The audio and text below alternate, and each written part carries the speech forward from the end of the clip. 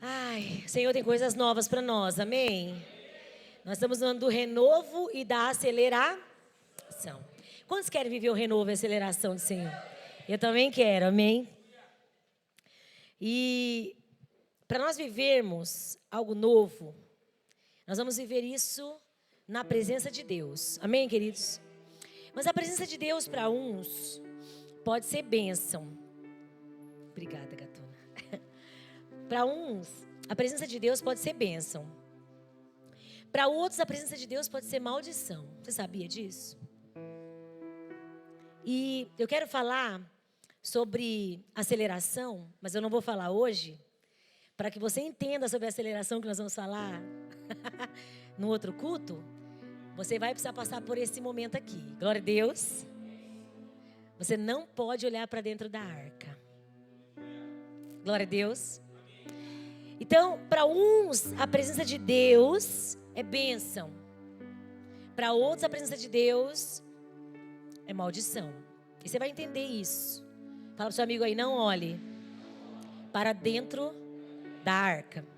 Lá no livro de 1 Samuel, capítulo 6. Acho que é 5. Deixa eu ver se está errado. Deixa eu ver aqui.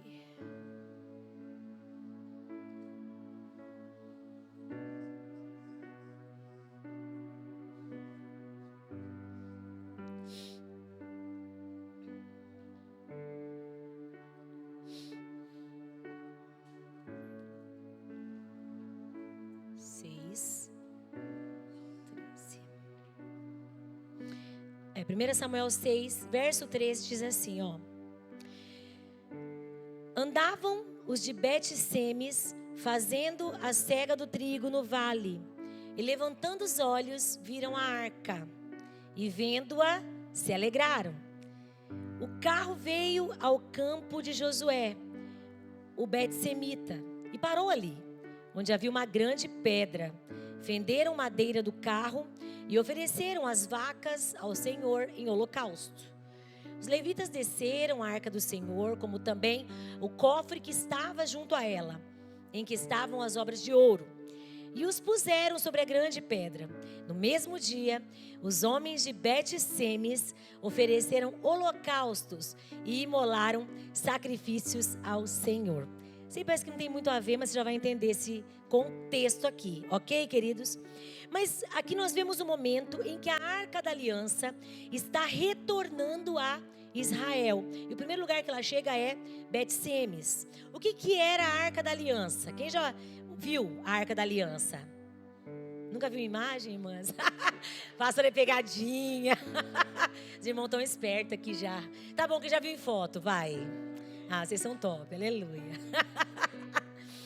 A Arca da Aliança, irmãos, era um móvel que fazia parte do tabernáculo de Moisés. A Arca da Aliança representava a presença de Deus, amém? Aonde a arca estava, a presença de Deus se manifestava. A Arca da Aliança era feita de madeira de acácia e revestida, coberta completamente de ouro. Na Bíblia, a madeira aponta para a humanidade. No caso da Arca da Aliança, que aponta para Cristo também, lembra que nós lemos a velha aliança, vendo Jesus lá? Sim ou não, irmãos? Então, a madeira de acácia aponta também para a humanidade de Cristo. E o ouro para a divindade de Cristo, porque o ouro representa na Bíblia a divindade. Amém, queridos? Quem olhava para a arca, imediatamente via ouro.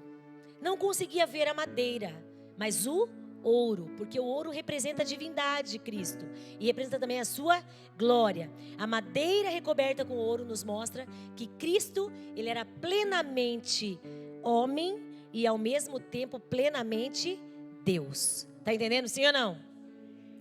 A Bíblia então fala, para você entender mais ou menos esse contexto que nós chegamos ali, um pouquinho antes. A Bíblia fala que Eli tinha 2 filhos, Ofni e Finéias. Esses 2 filhos do sacerdote Eli não faziam aquilo que era reto diante do Senhor. O coração deles era perverso, não tinha temor de Deus. E naqueles dias, então, os filisteus fizeram guerra contra Israel. O povo estava com muito medo. Então, nesse momento, os filhos de Eli o sacerdote Eli, os filhos dele, Ofni e Finéias, tiveram uma ideia mirabolante, e decidem colocar a Arca da Aliança na frente da batalha. Porque a Arca da Aliança representava o quê? A presença de Deus. Então vamos colocar a Arca da Aliança na frente da batalha, porque certamente nós vamos vencer. A questão é que Ofni e Finéias não eram homens de Deus. Não tinham intimidade com a presença ou com a arca. Eu poderia até trazer outro contexto aqui de pregação.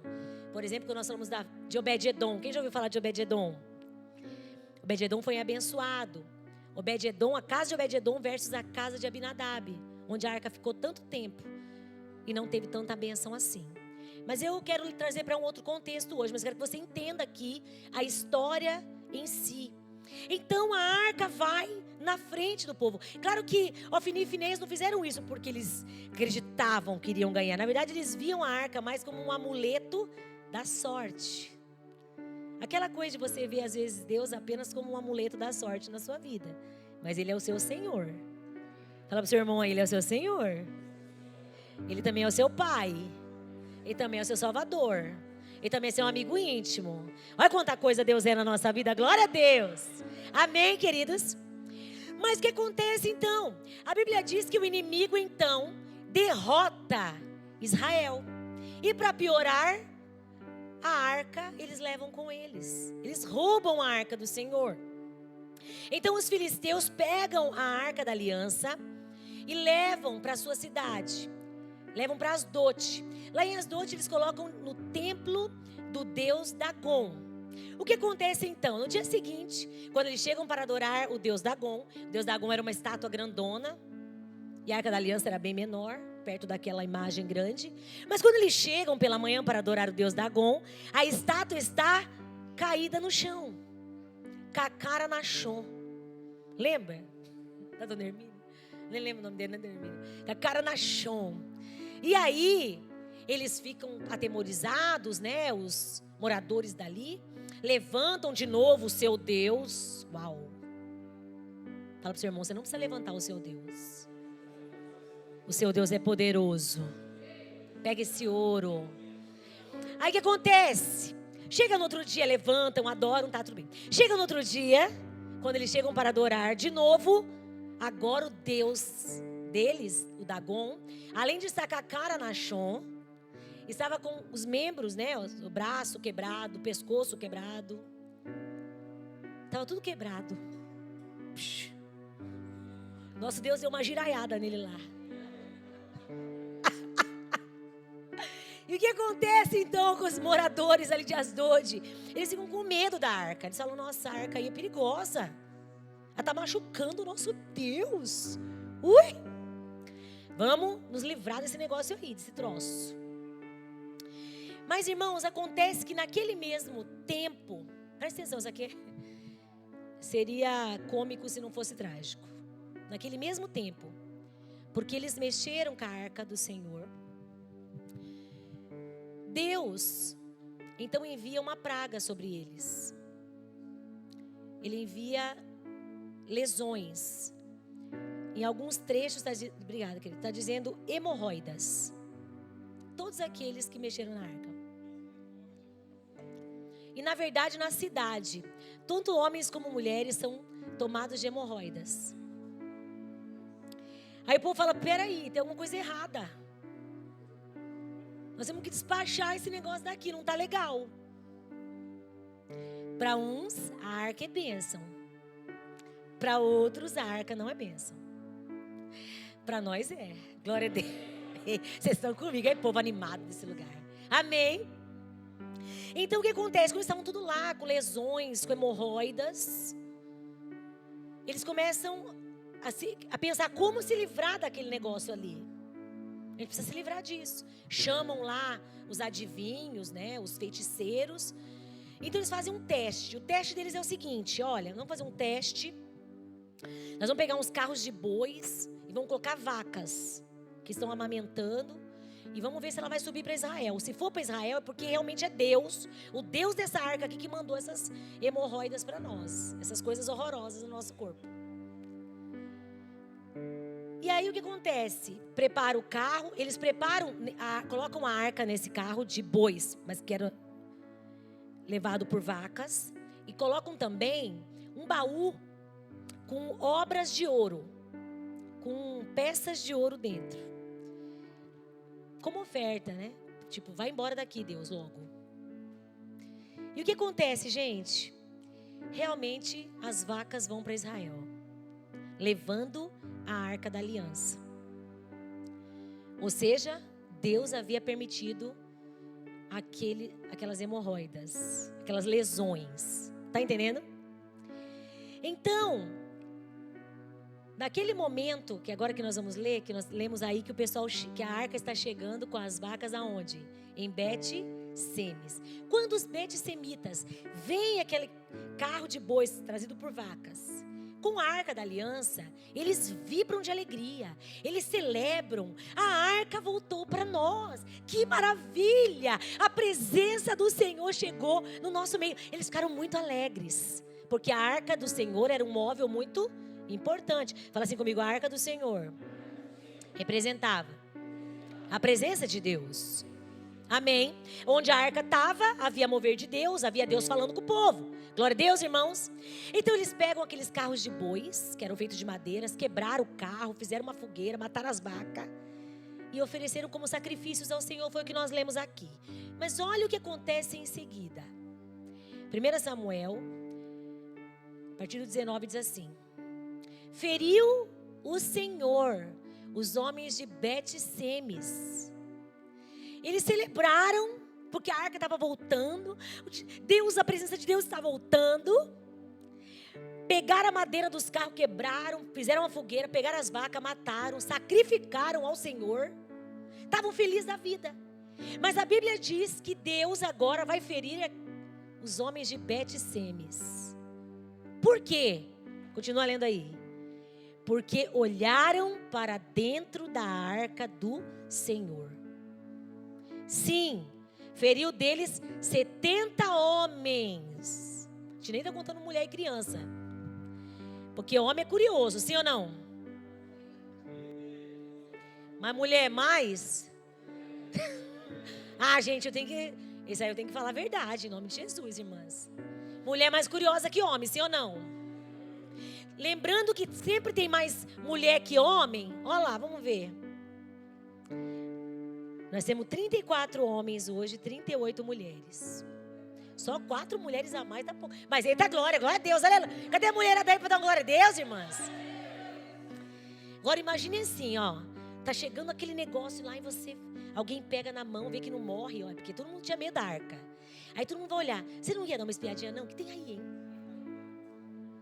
Quando você passa num lugar que tá cheio de gente, você não fica olhando também?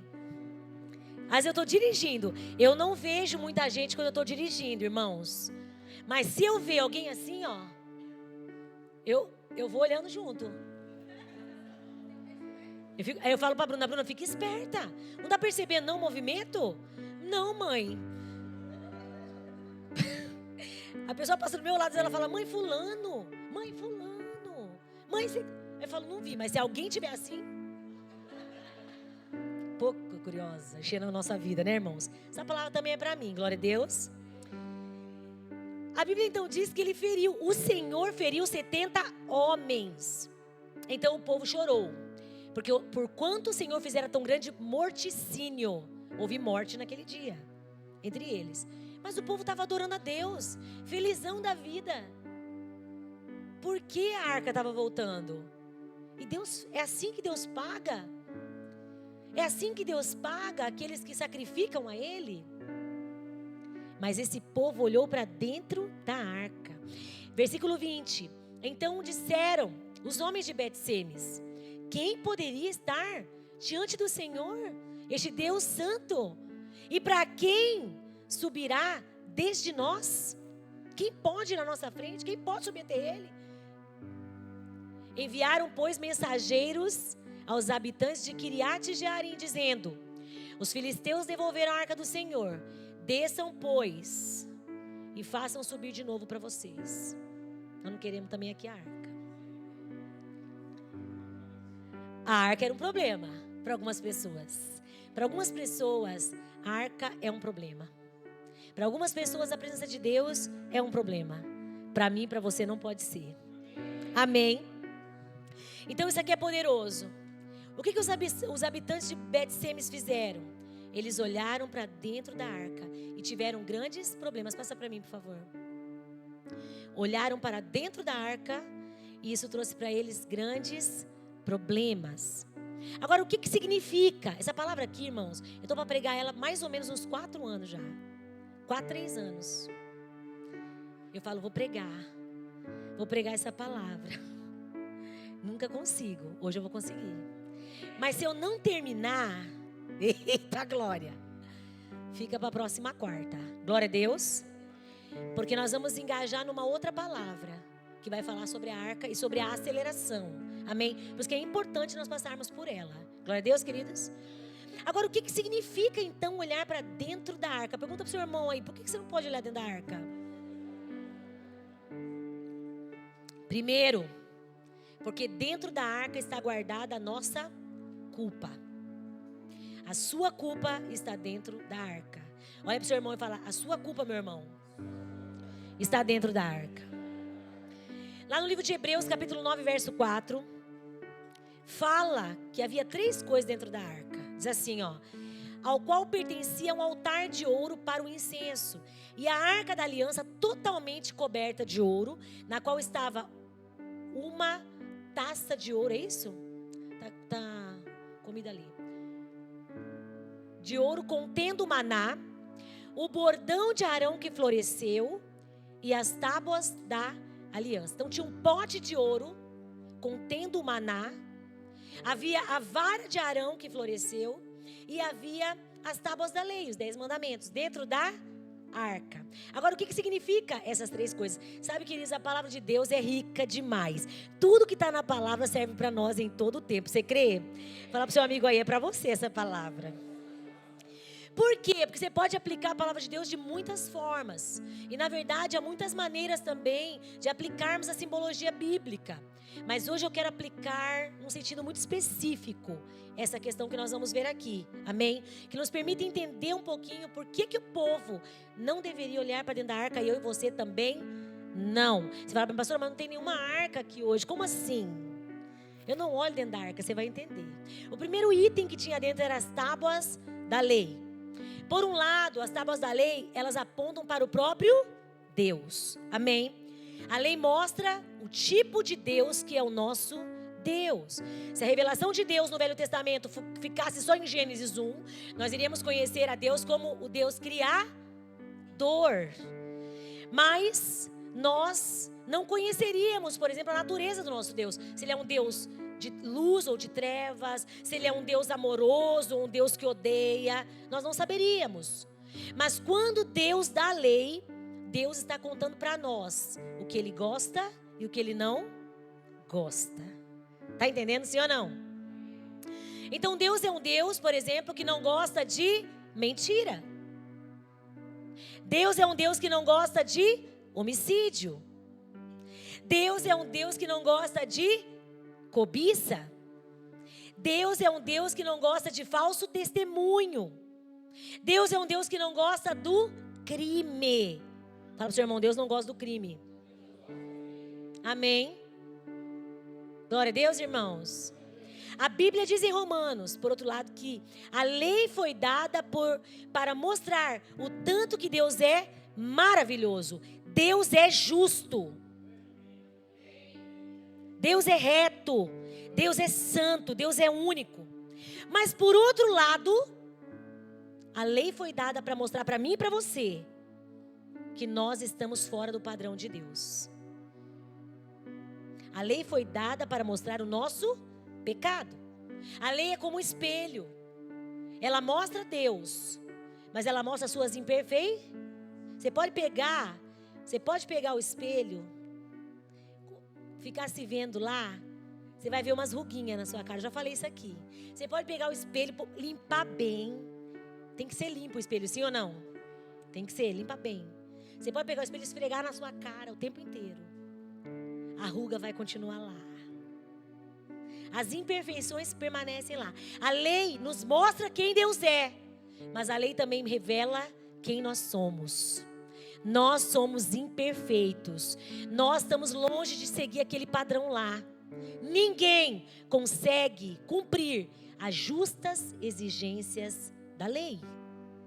Você, por mais linda, mais lindo que seja, mais estudado que seja, você não consegue. Mais espiritual, eu oro 24 horas, pastor, em língua. Eu só ando no manto, nébias. Não importa. É carne. É falho. Todos nós somos falhos. Fala pro seu irmão, você é falho, irmão. Eu também, glória a Deus. Só para você pegar esse ouro. Amém. Então, quando Deus mandou a lei, é para que nós percebêssemos o quê? Que Ele é esse Deus justo, reto e santo, mas que nós não somos, nós não conseguimos cumprir essa exigência. Então, nós precisávamos reconhecer que nós somos o quê? Pecadores. E que nós precisamos deste Deus na nossa vida. Está entendendo, sim ou não? Agora veja, dentro da arca está a culpa do homem. Por isso que nós não devemos olhar para dentro da arca. Se as tábuas da lei apontam para Deus por um lado, por outro lado ela vai mostrar o nosso pecado, a nossa culpa. E Paulo diz lá em 2 Coríntios capítulo 3, verso 6, que a lei é o ministério da morte e o ministério da condenação. Diz assim, o qual nos habilitou para sermos ministros de uma nova aliança. Quem é habilitado aqui para ser ministro de uma nova aliança? Diga, eu sou habilitado para ser ministro de uma nova aliança em Cristo Jesus. Amém? Todos nós, na nova aliança, somos ministros de Cristo. Todos, amém? Da nova aliança, não da letra, mas do Espírito, porque a letra mata, mas o Espírito vivifica. E se o ministério da morte, gravado com letras em pedras, se revestiu de glória, a ponto dos filhos de Israel não poderem nem fitar a face de Moisés, por causa da glória do seu rosto, ainda que se desvanecesse, como não será de maior glória o ministério do Espírito? Porque se o ministério da condenação foi glória, em muito maior proporção será glorioso o ministério da justiça. Aleluia! Ou seja, se pela lei houve glória, pela justiça de Cristo a glória será maior. Agora, qual que é a justiça de Cristo? É que eu e você não merecemos, mas nós viemos para receber. E nele nós somos mais que vencedores. O sangue te justifica. Fala para o seu irmão, o sangue justifica você.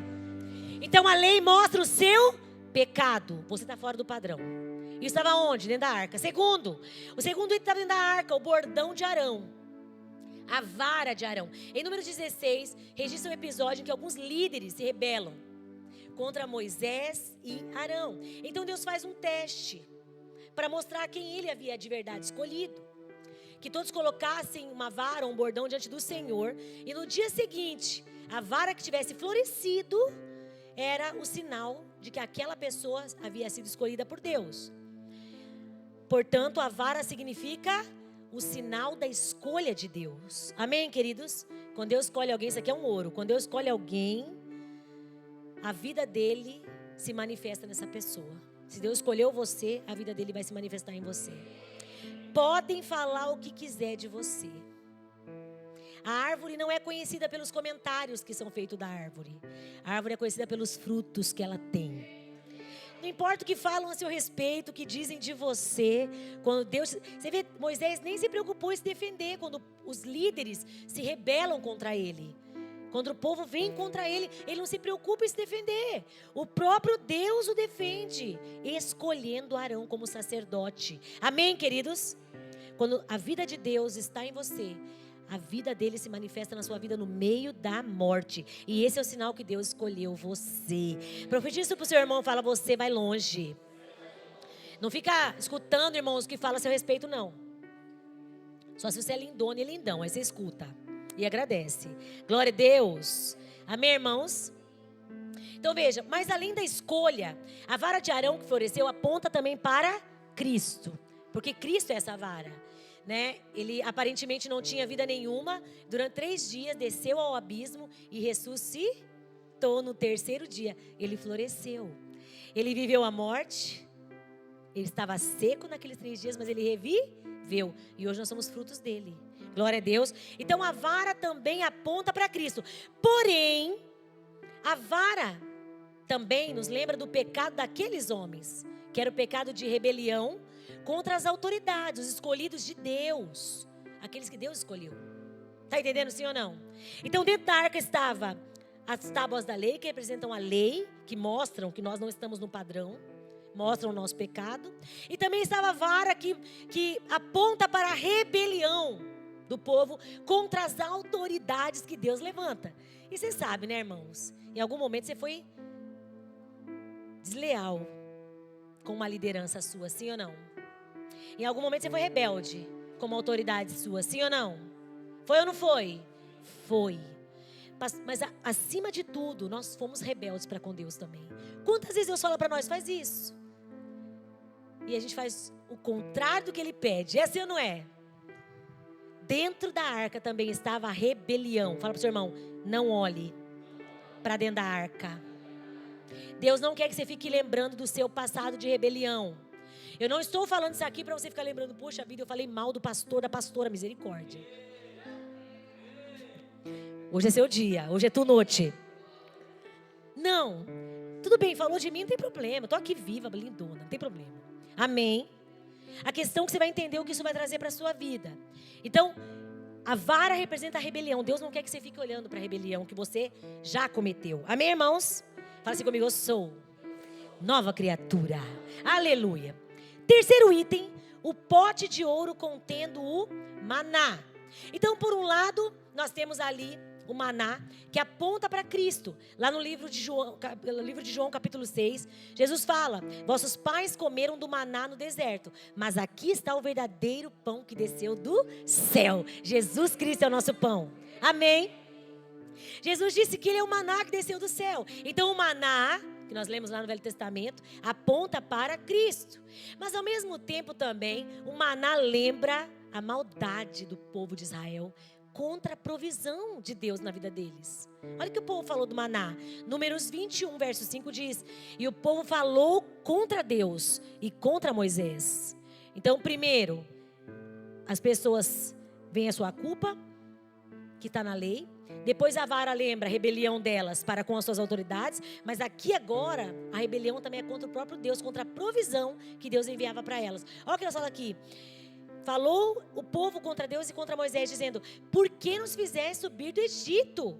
Para que morramos nesse deserto, onde não há pão nem água. E a nossa alma tem fastio desse pão vil. Não aguentamos mais comer esse pão inútil. É isso que eles estavam falando aqui, trazendo para a linguagem de hoje. Tradução da linguagem de hoje. Amém? Olha a maneira como eles descrevem a comida que eles receberam do Senhor. Que era um milagre, irmãos, receber uma comida assim. Imagina tu lá em casa, acorda de manhã, tem pão para todo lado. Meu Deus, o povo viu os milagres. Mas o povo faz o quê? Isso é em vão, é inútil esse pão. Esse pão não tem valor. Isso aqui é forte demais. Eles estão falando contra a provisão de Deus. Está prestando atenção, sim ou não? Então dentro da arca havia o pecado do povo. O pecado que fala daquilo que eu e você não conseguimos alcançar. Nós não conseguimos cumprir as exigências da lei. Ali também a vara que aponta para a rebelião contra as autoridades que Deus coloca na nossa vida. E há também ali o maná. Quando o povo falou contra o pão. E eu e você, quantas vezes não falamos contra a provisão de Deus? Ai, não aguento mais esse trabalho. Pega o salário e fala, meu Deus, mais um dia, o dinheiro não rende. Trabalho igual um condenado para receber essa miséria no final do mês, ou no começo do mês, ou no meio do mês, não importa. Quando você fala isso, está falando do pão que Deus te dá. Você percebe? Onde estão essas coisas? Dentro da arca. Fala para o seu irmão, dentro da arca. Você não deve olhar Amém. Fala para outro irmão agora, fala, não olhe para dentro da arca. A arca por fora lembra o Cristo, homem, Deus. Amém, queridos? A madeira de acácia, que é forte e resistente, revestida com ouro, que aponta para a divindade. Mas dentro dela estava escondida a rebelião, a maldade e as imperfeições dos homens. Aqui começa o nosso caminho. Quer continuar? Fala para o seu irmão, então, não olhe para a arca. Por quê? Segundo, porque as consequências de olhar para dentro da arca, nem olha, irmãos, nem olha, são desastrosas. Olhar para dentro da arca é muito perigoso. Para qualquer pessoa naquele momento, naqueles dias, era muito perigoso olhar para dentro da arca, levantar o propiciatório e descobrir os pecados de rebelião e contra Deus que estavam dentro da arca. Deus havia coberto, e aquilo que Deus cobre, homem não pode descobrir. Não queira descobrir, ser curioso. Curiosidade mata, viu? A tampa da arca não devia ser levantada em momento nenhum. E as consequências por causa disso foram severas. A palavra do Senhor diz que quando alguns moradores de Bet-Semes resolvem tirar a tampa da arca, o resultado foi que muitos deles foram destruídos. E é interessante que aconteceram 3 coisas aqui com os moradores de Bet-Semes. Depois que eles tiraram a arca, abriram a tampa da arca e olharam para dentro da arca. Por isso que eu e você temos que trazer para o nosso dia isso hoje. Você quer continuar, sim ou não? A primeira coisa que acontece quando nós olhamos para dentro da arca: morte e choro. Primeira coisa, característica ou consequência de olhar para dentro da arca é morte e choro. 1 Samuel 6,19 diz: feriu o Senhor os homens de Bet-Semes porque olharam para dentro da arca do Senhor. Sim, feriu deles 70 homens, então o povo chorou, porquanto o Senhor fizera tão grande morticínio entre eles. Quando nós tiramos a tampa, nós olhamos para a lei. Deus não quer que a lei seja exposta, porque ela representa a nossa rebelião e a nossa morte. O que acontece quando eu olho para dentro da arca? Eu começo a olhar para minhas desqualificações. Eu começo a olhar e ficar consciente das minhas falhas o tempo todo, consciente do pecado o tempo todo, e isso não produz em nós, filhos de Deus, nenhum tipo de alegria. Pelo contrário, isso traz peso, traz condenação, traz morte para as nossas vidas. Em algum momento você já ficou parado ou parada olhando para as suas dificuldades, dizendo: eu não vou conseguir avançar, eu não vou conseguir chegar nesse ponto, ou eu não posso com isso, eu não posso continuar. Qual foi a consequência disso? Você saiu de lá e ficou animado? Não. A tendência é você se afundar mais, se depreciar mais. Estão entendendo, sim ou não, irmãos? Ficar olhando para si, consciente de si mesmo o tempo inteiro, vai produzir em nós momentos de angústia e tristeza. Porque tem muitos crentes que não transmitem alegria. Na verdade, tem crente que você fala: meu Deus, para eu ser crente assim eu nem quero ser, porque dá até medo. Tem crente que dá medo, porque é dor e tristeza e aflição e luta e batalha e guerra o tempo inteiro. É assim ou não é, irmãos? E aí, tá tudo bem? Tô na peleja o tempo inteiro. Eu me lembro de uma irmã que ela dizia assim: ela passou no nosso encontro e ela falou: olha, ela se apaixonou pela vida plena, mas ela dizia, antes de passar no encontro, antes de vir para cá, ela dizia assim: eu não quero ir para nenhuma igreja, porque a igreja é um chororô. Eu já estou mal. Eu fico mais mal quando vou lá. E aí eu vejo os irmãos chorando, eu fico pensando que eles estão pior que eu. Aí depois da noite eu não durmo, pensando que eu estou ruim, eles também estão ruins. Então eu prefiro não ir, pastor. Eu falei: irmã, vamos, vai ser bênção, você vai dançar de alegria. Quem já passou no encontro aqui? Dança de alegria ou não dança, irmãos? Amém? Presta atenção. Eu sei que eu e você passamos por lutas, por tribulações, mas há um motivo para nos alegrarmos. Nós somos salvos. A alegria da salvação tem que ser forte em nosso meio. Amém, queridos? Mas tem gente que não é assim. Mas por que não é alegre? Por que vive porque vive no conflito? Vive nos conflitos da vida, olhando para si mesmo. Fala para o seu irmão: não olhe para si. Não olhe para a arca. Olhe para Jesus. Amém, irmãos? A lei sempre ministra condenação e morte, mas a graça sempre ministra justiça e vida. Porque quando nós falamos de Jesus, a gente se levanta. Mas quando a gente fala de nós, a gente se deprime. É assim ou não é? Então fala para o seu irmão, olha para Jesus e fala de Jesus. Não é horrível uma reunião, um culto, uma célula, onde às vezes tem o barulho, mas não tem a presença? Você sente a presença de Deus aqui, sim ou não? Meu Deus, irmão, tem hora que eu subo aqui que não tenho vontade nem de pregar. A palavra é super importante, nós aqui pregamos, sim ou não? 1h30 de palavra. Aleluia.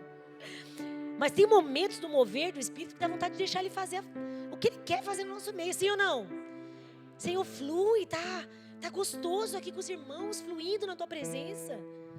Como é ruim você estar, às vezes, numa reunião em que há até o barulho, até há a luz bonita, o som, um som ok, top, caro, tudo poltrona, acolchoada, sei lá. Mas não há mover. O mover tem que estar no nosso meio. A presença de Deus tem que estar em nós. Isso fala de nós não olharmos para nós. Isso fala de apontarmos os nossos olhos e coração para Jesus. Isso aqui que eu quero falar, tá? Sobre aceleração. Dando um spoilerzinho. Glória a Deus. Sabe? É a presença de Deus que nós precisamos. Por que alguns lugares não tem coração aquecido, não tem presença? Porque o ambiente está com a arca aberta. O tempo inteiro as pessoas estão olhando para si e olhando para os outros. Por que está orando assim? Por que está com esse sapato? Por que está com essa roupa? Nossa, por que você mexer tanto? Tem gente que na hora do mover, do fluir, não está preocupado com a arca. Está preocupado em olhar dentro da arca. Deixa eu ver como é que está cantando, como é que está dançando, como é que está adorando. Deixa eu ver. Está entendendo, sim ou não, irmãos? Esse ambiente não traz glória. O ambiente que traz glória é quando todos nós olhamos para a arca, a glória da arca, não dentro da arca. Está entendendo, sim ou não? E a arca é Cristo. Fala para o seu irmão, olhe para Cristo. Amém, irmãos?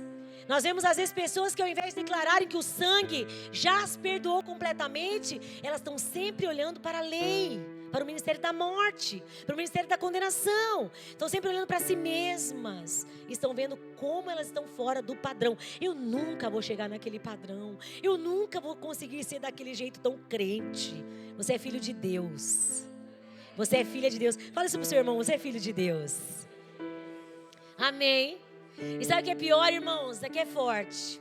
O pior é que além de uma pessoa, dela olhar para si o tempo inteiro e ficar se condenando, geralmente nós vemos as coisas como somos. Nós não vemos as coisas como são. Nós vemos as coisas como somos. Pega esse ouro aí. Eu quero dar esse ouro para você. Porque eu tenho sido ricamente abençoada por entender esse princípio na minha vida. E eu quero que você viva também essa bênção. O problema é que ao invés de também olhar só para si, e a tendência é que aquele que só olha para si, consequentemente vai olhar para o outro e ver as falhas no outro. Então eu vejo as minhas falhas, que eu não consigo, que eu não sou capaz, que eu não consigo chegar naquele crivo, naquele prumo da lei. Mas aí eu começo a olhar para os irmãos também, e ver o defeito nos irmãos, ver o defeito no pastor, na pastora. Aqui não, aleluia. No líder, no A, no B, no C. Então a vida é cheia de condenação. Mas eu quero dar um ouro para você. Você quer receber esse ouro? Sabe, irmãos, eu quero dar um ouro para você, porque esse princípio é que eu vivo na minha vida. Eu já vi gente tão preocupada em acusar os irmãos, em acusar a igreja, porque a igreja não ama, a igreja não está fazendo como deveria fazer, querendo ensinar quem não era do interesse dela, aleluia, ou dele. Eu já vi gente acusando pessoas, acusando liderança, acusando irmãos, apontando defeitos, e não perceberam que estavam destruindo sua própria casa. Debaixo do nariz dessas pessoas, sua casa estava em ruínas. Esse é o problema de você andar pela lei. Enquanto você se vê mal e vê os irmãos mal, você não percebe que está perdendo aquilo que Deus te deu. Irmão, isso aqui é forte. Você recebe aí esse ouro? Eu falei, para chegar lá na aceleração, nós temos que passar por isso aqui. Amém?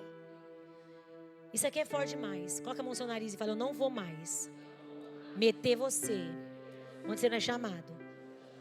Você sabe que nariz na Bíblia aponta para intromissão em assuntos que não são seus.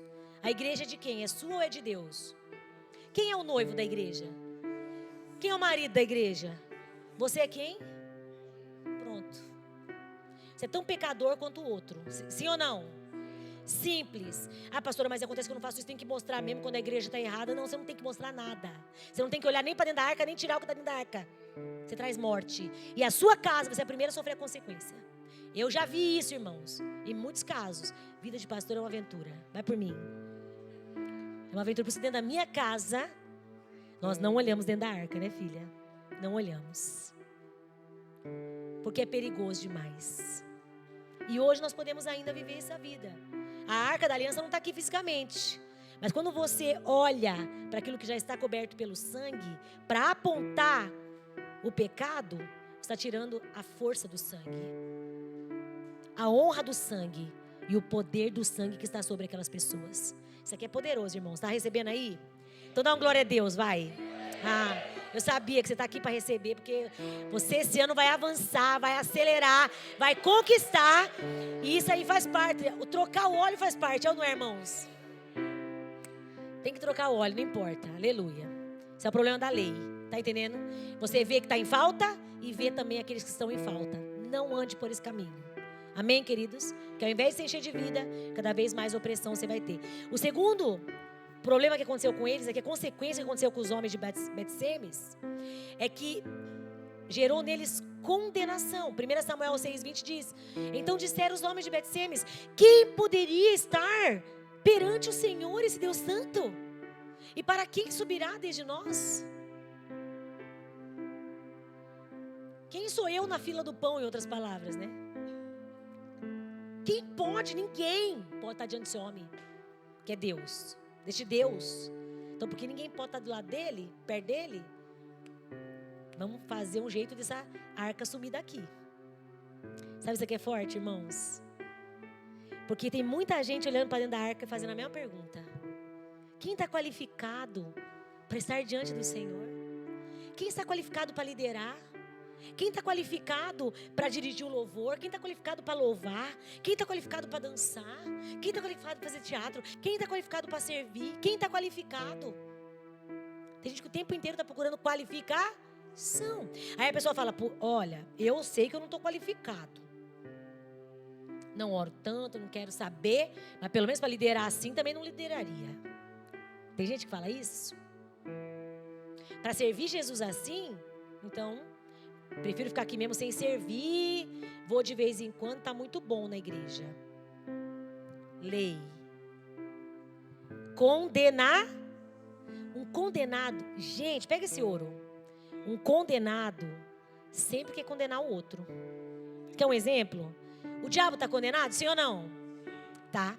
O diabo está condenado já. Eu lembro de alguém que falou que estava orando pro diabo se converter, olha. Poxa, ele era um anjo, pastora. Podia se converter. Deus é tão misericordioso. Não, seu irmão não vai orar pro diabo se converter, não, irmão. Ele já está condenado. Fica assistindo série aí, fica se iludindo. Porque ele é tão bonito na série, pastora. Para. Ele já está condenado. E o que ele faz então agora? Ele perturba a nossa vida para condenar nós também. Mas eu e você já estamos absolvidos pelo sangue do Cordeiro. Amém, queridos? Isso aqui é forte demais, irmãos. Esse aqui é aquele padrão nosso. Às vezes fica perguntando, mas quem sou eu? Por que você fica perguntando na hora, quem sou eu? Um covô, um cotô. O que eu posso fazer? Porque você está tirando a tampa da arca. Está olhando para dentro da arca. Não olhe para dentro da arca. Se veja pelo sangue do Cordeiro. Se veja pelas lentes da graça de Deus. Amém, queridos? Muitas pessoas às vezes não conseguem se envolver no serviço da igreja, na vida da igreja, na liderança. Eu me lembro quando alguém falou, aqui não tem panelinha. Aqui na Vida Plena não tem. O que tem aqui é panelão. Panela de pressão.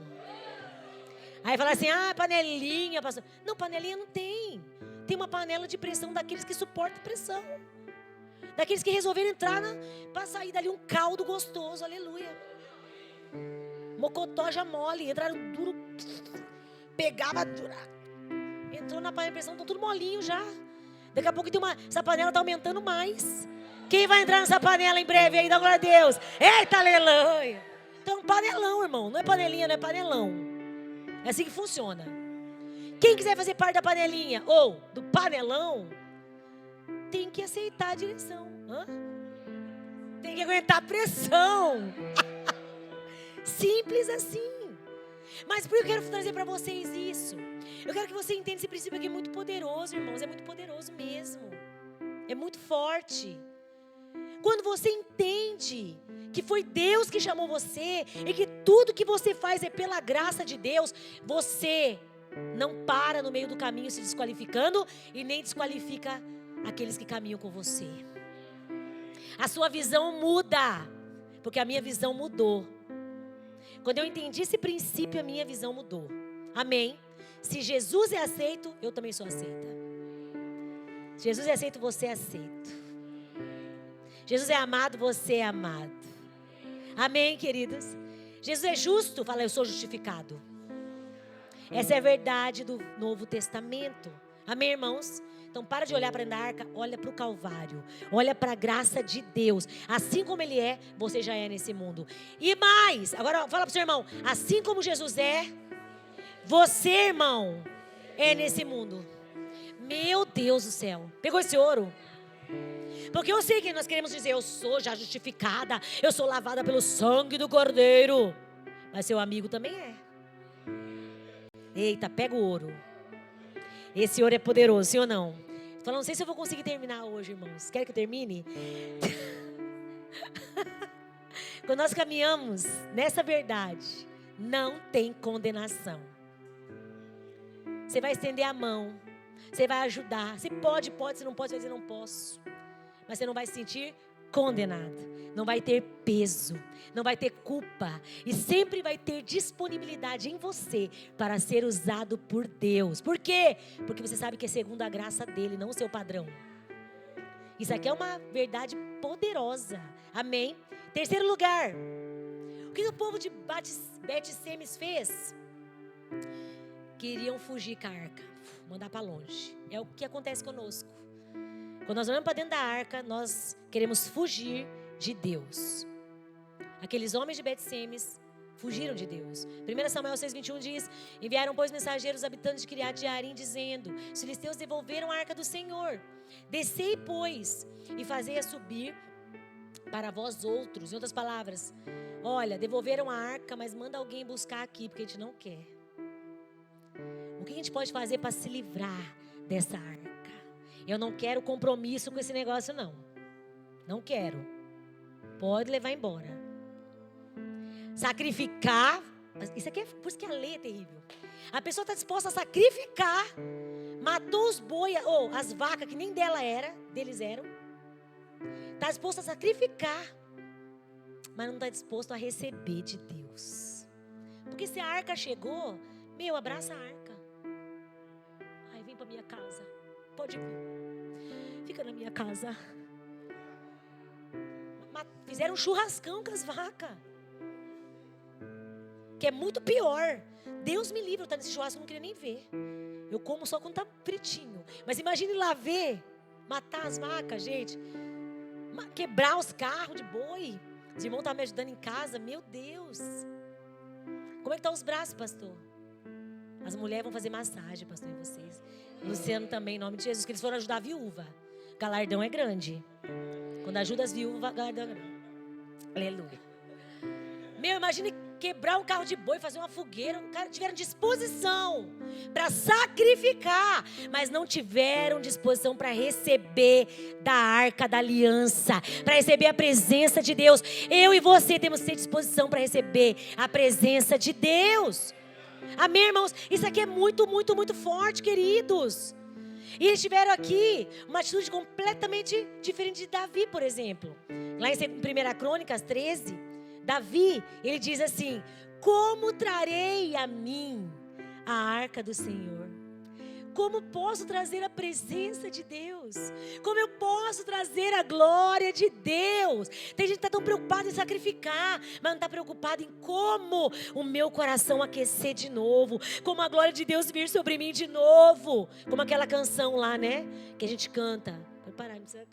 Vai, diga, bichinho. Né? Eu me rasgo por inteiro, faço tudo, mas vem novamente, eu mergulho na mirra ardente,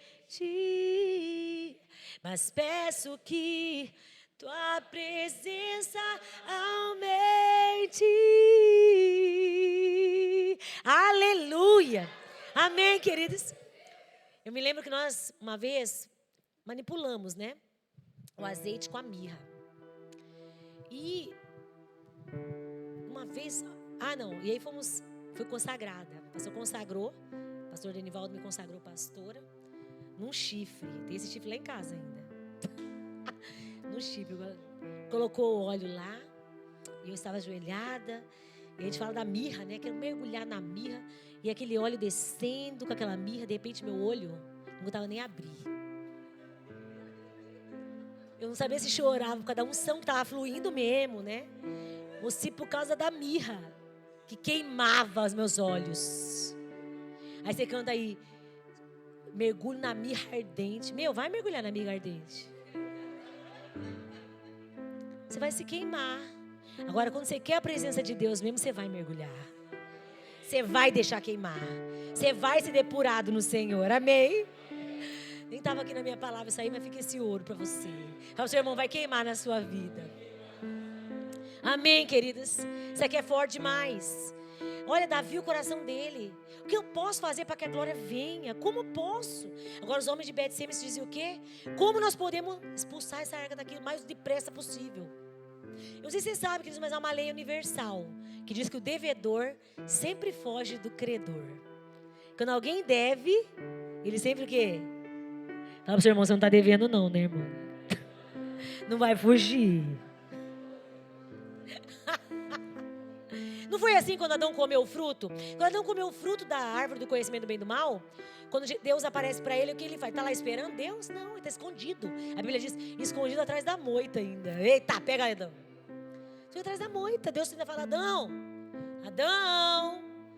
cadê você, Adão? Estou aqui. Adão estava escondido. Até uma criança, passa para mim aqui. Até uma criança, quando faz uma coisa errada, passa para mim aqui, por favor, PowerPoint. Até uma criança, quando faz algo errado, ela faz o quê? Foge e se esconde. Fala pro seu irmão, não foge não. Não se esconde não. Amém? Quando a pessoa se sente condenada, elas querem se livrar logo de Deus. Elas querem fugir da presença de Deus. Elas querem distância de Deus. Já percebeu que quando uma pessoa, um crente, um irmão, cai, ele fica acusado pelo diabo, de repente você já caiu. Como é que você ficou? Felizão. Sentiu acusado, sim ou não? E ao invés de você se aproximar do corpo para ter comunhão, você não quer nem vir no culto. É que aqui não tem também aquelas irmãs que vai. Aí, essa semana eu não vou no culto. Mas a bem da verdade, irmãos, é que nós queremos fugir quando nós fazemos algo errado. A gente começa a se ver sujo, se sente condenado. Então você não quer muitas perguntas. Você não quer ninguém. Aí você fala, não quero ninguém falando na minha cabeça. Que na verdade você caiu, você errou e é orgulhoso às vezes demais para vir e falar, pai, pequei contra ti. Não sou digno de ser chamado de seu filho, mas estou aqui porque eu sou seu filho e venho receber do teu amor. E o pai faz o quê? O pai sempre... mas o pai é lindo. Sabe a história do filho pródigo? Não deveria ter o título Filho Pródigo, mas o pai do filho pródigo. Porque o intuito dessa parábola é mostrar o coração do pai. Mas sabe o que é interessante nessa história?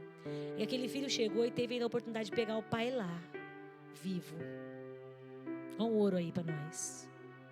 Deus está dando para você uma oportunidade hoje. Amém? E fugir certamente não é o caminho. O caminho é sempre ter comunhão, procurar ajuda. Amém, queridos?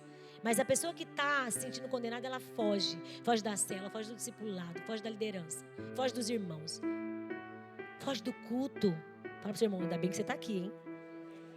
Senão já ia te ligar. Porque fugiu. Se você viu que está faltando algum irmão hoje, já fala para ele, irmão, fugiu por quê? Vou falar que nada, só estava trabalhando, irmão. Não olha para dentro da arca, hein? Glória a Deus.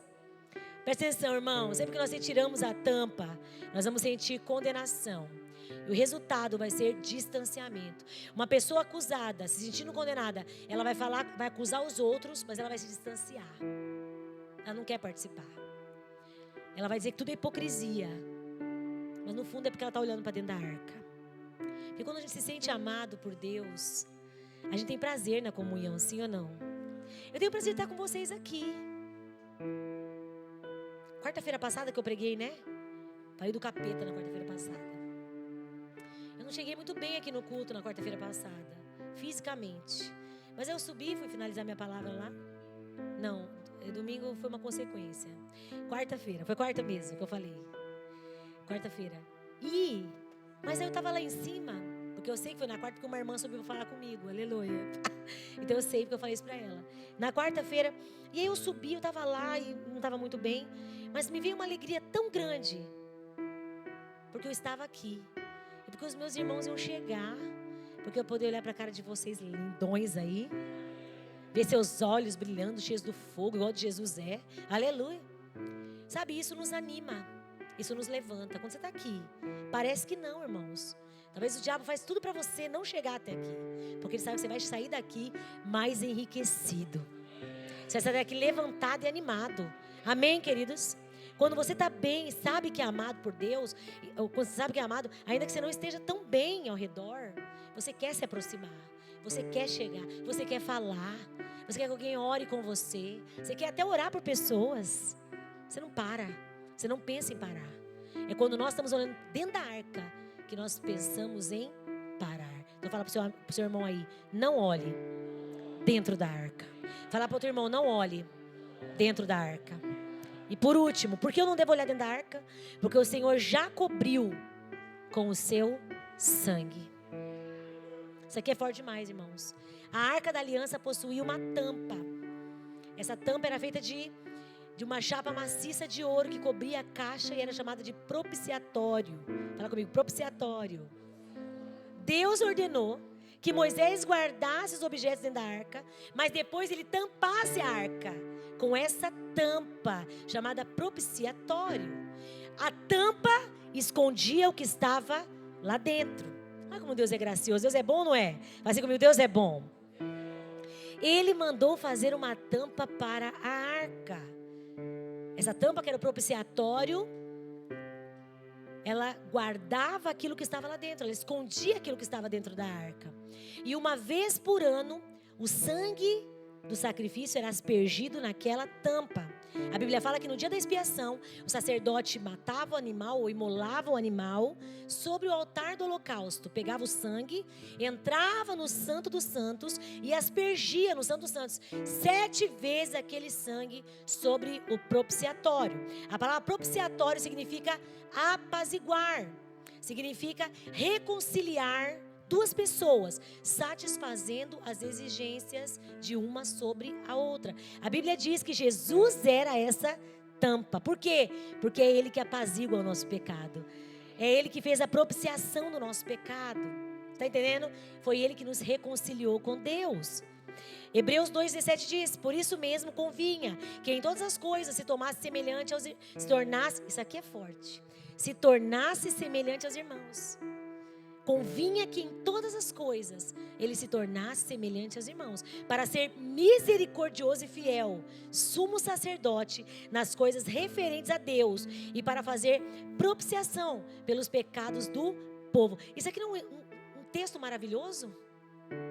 Ele se fez carne para saber o que eu e você sentimos. Como que eu e você que somos pecadores, agora ficamos apontando o que tem que ser certo, tem que ser errado, tem que fazer o que não tem que fazer. Sendo que eu e você nem perfeitos somos. Só somos perfeitos e lindões por causa de Jesus. Quem pode falar é Ele. Agora, se você fala em nome dEle, você vai fazer da forma dEle. Está entendendo? Sim ou não, irmãos? Isso aqui é forte. Glória a Deus. Cristo é o sacerdote que vem para aspergir o sangue sobre o propiciatório. Mas ao mesmo tempo Ele é o sangue sobre o propiciatório. E ao mesmo tempo Ele quem faz a reconciliação. Porque Ele é tudo em todos. Então Ele é aquele que traz o sangue, que Ele é o sumo sacerdote. Ele é o sangue derramado. Ele também é aquela tampa que lacra, que tampa os nossos pecados. Está entendendo? Sim ou não, irmãos? E em cima da tampa haviam 2 querubins. Eu não sei se está aqui a foto. Tinham 2 querubins olhando para dentro, para a tampa do propiciatório, com as asas abertas, olhando para baixo. Na Bíblia, os querubins são anjos que simbolizam a glória de Deus, a justiça de Deus. Quando Adão pecou lá no Éden e comeu juntamente com Eva da árvore do conhecimento do bem e do mal, a Bíblia fala que Deus os expulsou do jardim e colocou na entrada do jardim 2 querubins para guardarem o caminho para a árvore da vida. A partir daquele momento, o acesso estava fechado à árvore da vida, ao jardim. Ninguém podia passar pelos querubins. Deus agora manda colocar 2 querubins com as asas abertas, olhando para baixo, para dentro da arca. Para onde os querubins estão olhando? Para os 3 elementos. Eles estão olhando para as tábuas da lei, que nos condena. Fala comigo, as tábuas da lei me condena. Também estavam olhando os 2 querubins para a vara de Arão, que nos condena. Fala, a vara de Arão nos condena. Agora também estavam olhando os 2 querubins para o maná. Fala comigo, o maná também nos condena. Mas quando o sacerdote vinha, isso aqui é forte, irmãos. Os 2 querubins estavam lá, olhando para o pecado. Mas quando o sacerdote vinha e trazia o sangue do animal que foi imolado, ele colocava o sangue sobre o propiciatório. Qual que era a visão dos querubins agora? O sangue. Eles não viam o pecado, eles viam o sangue. Então, quando Deus olha para mim, para você e para os nossos irmãos, Ele vê o sangue. Como que eu e você queremos ver o que está dentro da arca? Você percebe como que isso aqui é uma verdade poderosa? Se você entender isso aqui, sua vida vai mudar. E muita coisa na sua vida vai acelerar esse ano, em nome de Jesus. Amém? Ele viu o sangue do Cordeiro. Ele viu o sangue de Jesus. Jesus Cristo é o Cordeiro que tira o pecado do mundo. Eu e você temos o nosso pecado removido por conta do sacrifício de Jesus. É o sangue dele. Não é porque a gente jejua muito, porque lê muito, porque ora muito, porque é muito maravilhosamente lindos e de bonitos. Não. É porque o sangue de Jesus está sobre nós. E o sangue é suficiente. O sangue sobre você é suficiente. Quando Deus olha para mim e para você, Ele vê o sangue de Jesus. Quando Ele olha para a nossa família, Ele vê o sangue. Por que eu e você queremos ficar olhando para dentro da arca? Dentro da arca não tem sangue. Dentro da arca tem condenação. Tem rebelião. Tem pecado. É em cima da arca, no propiciatório, que há a glória do Senhor. Há a Shekinah. A Shekinah do Senhor vai fluir sobre a sua vida. A glória do Senhor. Amém, queridos? Queridos, isso aqui é forte demais. Porque agora, quando os homens tiram a tampa, os homens de Bet-Semes, eles ignoram o sangue. Fala para o seu irmão, não ignore o sangue. Eu falei aqui para vocês que eu já vi muitas famílias sendo destruídas, porque escolheram dentro das suas casas, olhar dentro da arca, removendo o sangue. Você não pode remover o sangue de Jesus das pessoas. Quando você fala delas, você está olhando para dentro da arca. Dentro dessa arca tem o pecado delas, mas tem o seu também, não se esqueça. Se você remove o sangue, você remove o sangue sobre você também. E você anda em condenação com ela. Perceba porque é tão grave isso. Enquanto nós estamos apontando e fofocando e falando da vida dos outros, nossa casa está em ruínas. cada um no seu quadrado. Fala para o seu irmão, cuida do que é seu, por meio do sangue do Cordeiro. Você conseguiu pegar esse ouro aqui? Você conseguiu pegar só esse feeling aqui, tal? Oh, glórias, manto, amém? Não olhe para dentro da arca. Não tire o propiciatório. Não olhe para aquilo que te condena. Se eu olho para o problema ou para o defeito de alguém, eu estou olhando para aquilo que me condena. Porque ao olhar para aquele problema ou para aquele defeito, eu acabo destampando o meu. Meu Deus, irmãos, dá até uma dor de barriga. Dá até uma dor de barriga. Quando eu falo para vocês, às vezes, vai cantar, vai comer um pão. Tem fundamento, vai por mim. Tem fundamento. Eu gosto de falar para vocês aquilo que é verdade também na minha vida. Amém, irmãos? E essa verdade trouxe muitas mudanças para mim. Quando eu entendi isso aqui. Quando eu entendi isso aqui, eu passei a amar. Quantos pastores, líderes, irmãos, falam mal, pastores que falam mal do seu rebanho, líderes que falam mal dos seus irmãos, irmãos que falam mal de irmão. Aqui na Vida Plena isso não tem, amém, irmãos? Não tem e nem vai ter, glória a Deus. Eu estou pregando essa palavra para você entender. Para você entender da aceleração da outra vez, glória a Deus. É só um ouro. Mas quantas pessoas não têm desfrutado de vida, mas desfrutado de morte, têm vivido morte, porque elas estão olhando para dentro da arca. E quando você resolve olhar para dentro da arca, olhar para si mesmo, olhar para a lei, olhar para as exigências divinas, você está abrindo mão do perdão da cruz. Não descubra aquilo que foi coberto pelo sangue de Jesus. O pessoal lá de Betseme só teve choro, dor, ambiente de morte. Nós vamos ter ambiente de vida. Amém, queridos? Pastora, como eu posso saber se eu estou olhando para dentro da arca? Você quer saber? Quer saber se ouro, sim ou não? Aleluia. Primeiro, se no seu coração ainda tem muita angústia, é porque ainda a arca está aberta. Fala para o seu irmão aí, coloca a tampa na arca hoje. Não precisa fazer nada, você não vai precisar matar vaca nenhuma, nem boi. Não vai precisar se batizar de novo, glória a Deus. Nem passar no encontro de novo, nada disso. Só fala, Senhor, vou colocar a tampa de novo, não quero mais olhar. Só isso, simples assim. Machucou, doeu? Não. Amém? Se há muita angústia, se há muita ansiedade, muito mal-estar, é porque tem muita acusação na mente. Se tem muita acusação, é porque a arca está aberta. Está olhando dentro da arca. Mas o sangue de Jesus vai dar uma consciência tranquila para você. Você crê? Pode ficar de pé no seu lugar. Você vai ter paz. A paz é a certeza de que já está pago. O sangue já está sobre a minha vida. Presta atenção, irmãos. Todos os pecados que o diabo te acusa e acusa os irmãos já estão perdoados.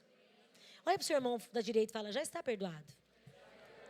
Ou melhor dizendo, fala para o irmão do lado, agora fala para o irmão do outro lado, fala, já está perdoado. Fala para o irmão de trás aí, fala, você já está perdoado. Amém? Então, se você foi perdoado sem merecer, porque veio para receber, você também vai perdoar quem não merece. Graça é isso. Amém, irmãos? Não vamos mais olhar para dentro da arca. Eu não quero mais olhar para dentro da arca. Você quer? Fala para o seu irmão, também não quero. Eu não quero mais olhar, irmão, para dentro da arca. Não quero mais olhar, flor, para dentro da arca. Não quero mais. O Senhor Jesus nos chamou para desfrutarmos vida. Amém? Você foi chamado para desfrutar da vida de Jesus. Aonde você for, presta atenção, onde você for, vida de Cristo vai ser liberada. Você crê? Você vai orar por pessoas, elas vão receber a vida de Deus. Porque sobre você flui o rio de Deus. A Bíblia diz que do interior daquele que crê vão fluir rios de águas vivas. Há um manancial fluindo de dentro de você. Há um manancial de águas vivas pronto para desaguar em outras pessoas que estão sedentas. Deus chamou você para desfrutar da vida e para liberar a vida. Por isso nós não vamos olhar para dentro da arca. Não compete a nós saber o que está lá dentro. Não compete a nós olhar para os defeitos, ou mudar alguém, ou falar e apontar o problema. Não, eu e você não mudamos ninguém, nem a nós mesmos nós mudamos. E quando nós falamos dessa forma, estamos descobrindo o sangue de sobre a pessoa e de sobre as nossas vidas também. A partir de hoje, vamos colocar a tampa no lugar. Não precisa se livrar da arca. A arca é bênção. Amém? Não vou fugir da arca. A arca é bênção. Só vou tampar a arca. Pronto. Glória a Deus. Quantos querem dar glória a Deus? Então você vai orar. Senhor, se até hoje eu tive destampando a arca na minha casa, tive emprestando a minha boca ali dentro para falar de pessoas, apontando os seus erros, as suas circunstâncias, Senhor, não compete a mim mais. Eu me coloco debaixo do Senhor, em submissão à sua voz nesta noite. E entendo que eu fui tão amado, tão amada, tão perdoado, tão perdoada, que eu quero, Senhor, que esse perdão alcance as pessoas. Eu quero que elas se sintam também livres, ó Deus. E eu quero remover, em nome de Jesus, toda acusação da minha vida hoje. O diabo não tem poder de me acusar, porque eu sou justificado pelo sangue do Cordeiro. Por isso eu também não posso e não tenho direito de acusar as pessoas, porque muitas delas, muitos irmãos também estão debaixo desse sangue. Eu não sou ninguém para falar na vida delas. Eu sou um filho amado, indigno, mas digno pelo teu amor e perdoado. O perdão que me alcançou não tem mérito em mim mesmo. O amor que me alcançou não tem mérito em mim mesmo. Eu estou aqui por causa do favor imerecido do Senhor. Assim também essas pessoas, que elas recebam hoje a liberdade delas, a liberdade no Espírito. Eu perdoo, eu libero, e eu quero que o Senhor me leve para um novo tempo. O Senhor vai levar você para um novo tempo, um tempo de aceleração, um tempo de conquista.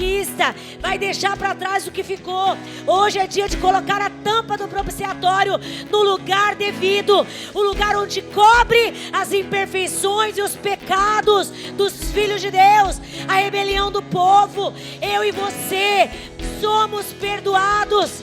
Nós não precisamos mais andar preso ao passado, aquilo que fizemos, nem aquilo que fizeram conosco.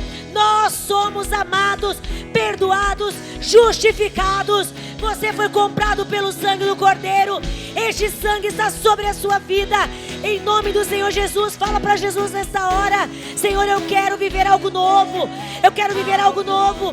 Eu coloco de volta a tampa nesse propiciatório. Eu sei que no Senhor eu sou capaz de liderar. No Senhor eu sou capaz de servir. No Senhor eu sou capaz de avançar.